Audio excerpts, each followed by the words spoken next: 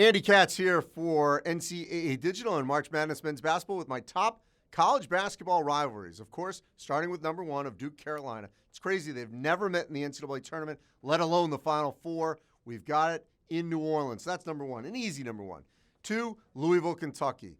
Coaches change. It still remains in the top two for me. It was great when Rick Pitino was on both sides of this rivalry. And now it'll be interesting. Kenny Payne, former Kentucky assistant, former Louisville player, now the head coach at Louisville, going against his former boss, John Calipari, at Kentucky. Number three, I've got kind of a newer one here.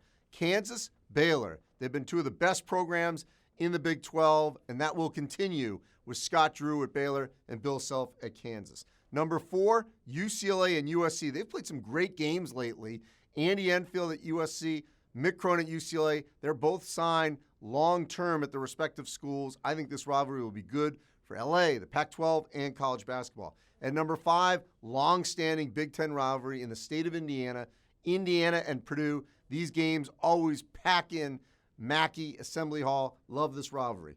Another newer one here at number six for me. Gonzaga and St. Mary's in the WCC.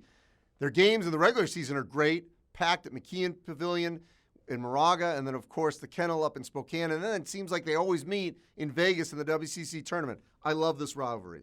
At number 7 and 8, I'm going to go to the SEC. Kentucky and Tennessee. Been great games between these two schools, certainly lately with Rick Barnes at Tennessee and Cal at Kentucky. Auburn and Alabama. The way Nate Oates is coaching Alabama and Bruce Pearl at Auburn, this is going to be a great rivalry to come for years to come on the hard court, as it, of course, always is with the Iron Bowl in football. At number 9, let's go to the state of Wisconsin. This is a consistent rivalry. Marquette, Wisconsin. Doesn't matter who's the head coach. This is a great game. State school, private Catholic school in Milwaukee. Love this one. Number 10, let's go back to the Pac-12. Two great programs, UCLA and Arizona. By far, they've been the two most successful programs in the Pac-12. A great rivalry that will continue with Tommy Lloyd at Arizona. Continuing for my last group, Iowa, Iowa State.